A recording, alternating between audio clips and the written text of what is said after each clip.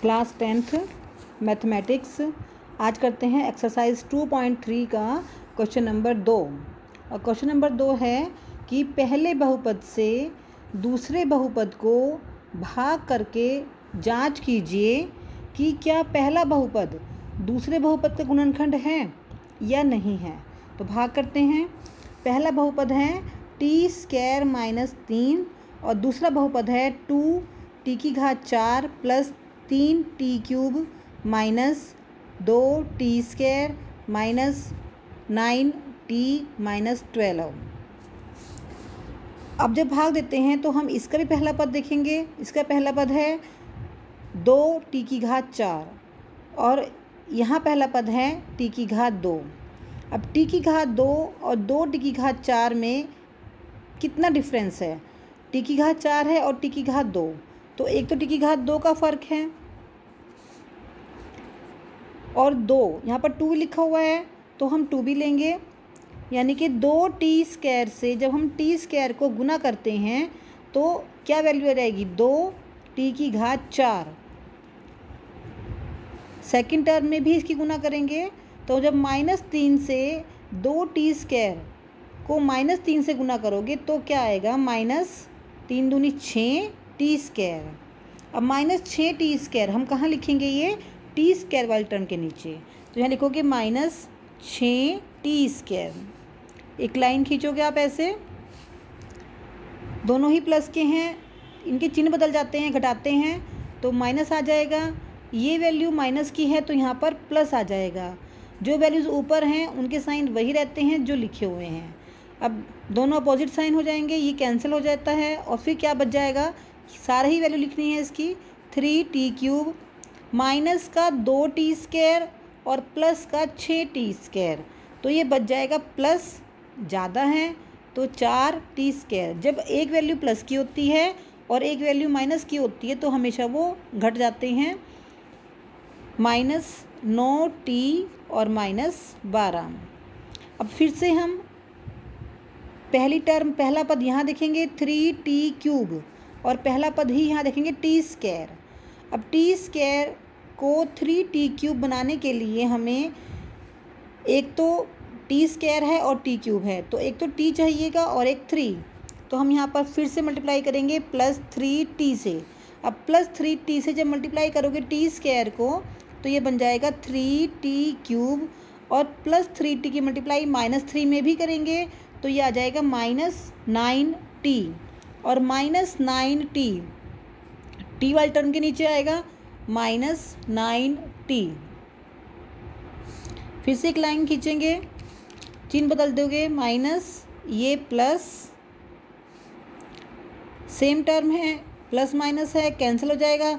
यहाँ पर भी -9t और +9t सेम टर्म है और एक माइनस की है एक प्लस की है तो ये भी कैंसिल हो जाएंगी। और क्या बच जाएगा यहाँ पर? 4t² -12।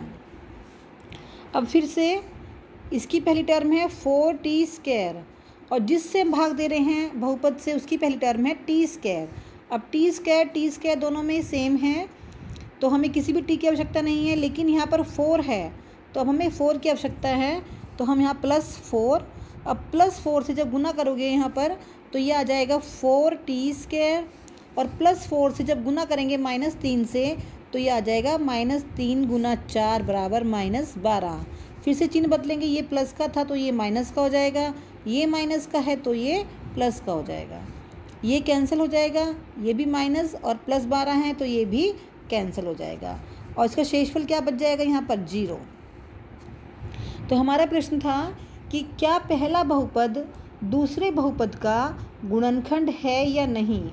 तो पहले बहुपद से दूसरे बहुपद को भाग देने पर अगर शेषफल 0 बच जाता है तो पहला बहुपद दूसरे बहुपद का गुणनखंड होता है। तो हम क्या लिखेंगे यहाँ पर? यस,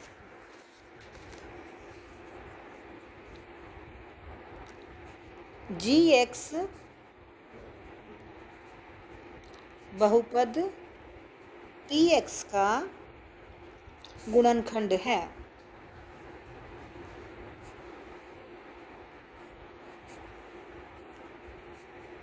बहुपद GX बहुपद PX का गुणनखंड है। अब इसका एक क्वेश्चन और कर लेते हैं।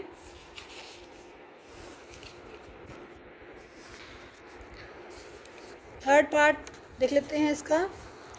थर्ड पार्ट में GX दिया हुआ है x³ माइनस 3x प्लस 1 और PX दिया हुआ है x³ minus 4x³ plus x² plus 3x plus 1। तो हमें फिर से GX से PX को भाग देनी है। फिर से वही प्रोसीजर कि PX का पहला पद है x³ और यहाँ पर पहला पद है x³। तो कितने x की कमी है यहाँ पर? 2 टाइम्स। तो हम x² की कमी है, तो जब x² की गुना x³ से करते हैं, जब x² की गुना x³ से करेंगे तो आ जाएगा x⁵। लेकिन इस स्क्वायर की गुना हमें तीनों पदों से करनी है। जब -3x से x² की गुना करोगे तब क्या आएगा? x² और x ये बन जाएंगे x³ माइनस 3, यानी कि -3x³। x² की गुना जब +1 से करेंगे तो ये बन जाएगा +1x², यानी कि +x²। फिर एक लाइन खींचेंगे, चिन्ह बदल दिए जाएंगे, माइनस, ये माइनस का है तो यहाँ पर नीचे प्लस आ जाएगा और ये प्लस है तो ये नीचे माइनस आ जाएगा। अब x⁵ जो पहली टर्म है, एक प्लस और एक माइनस कैंसिल हो जाएगी।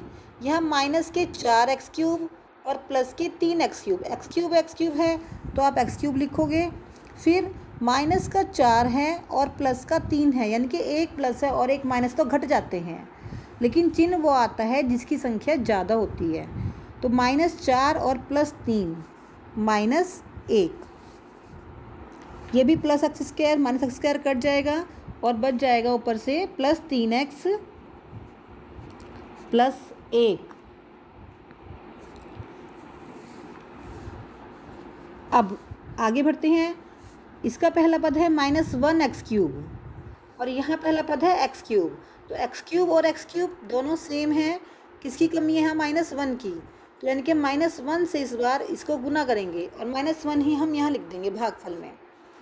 तो -1 से जब हम इन तीनों टर्म्स को गुना करेंगे, तीनों पदों को गुना करेंगे तो क्या आ जाएगा? -1 गुना x³, यह आ जाएगा -1x³।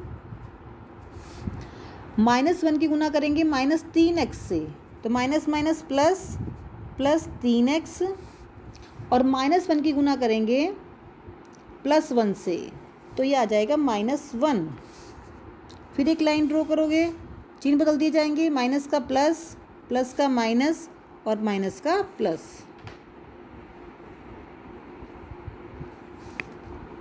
एक टर्म माइनस की है और ये टर्म प्लस की। जब हम चिन्ह बदल देते हैं तो उस संख्या के पहले वाले चिन्ह को हम मेज़र नहीं करते हैं। अब ये कट जाएगा, +3x -3x ये भी कैंसिल हो जाएगा, +1 और ये +1, अभी -1 नहीं गिनेंगे इसको हम, +1 और +1, तो कितना बच जाएगा? ये 2। तो यहाँ पर शेषफल कितना बच जाता है? 2। अगर शेषफल 0 बचता है तो GX PX का गुणनखंड होता है। अब यहाँ पर शेषफल 0 नहीं है तो इस कंडीशन में क्या हो जाएगा कि GX बहुपद PX का गुणनखंड नहीं है।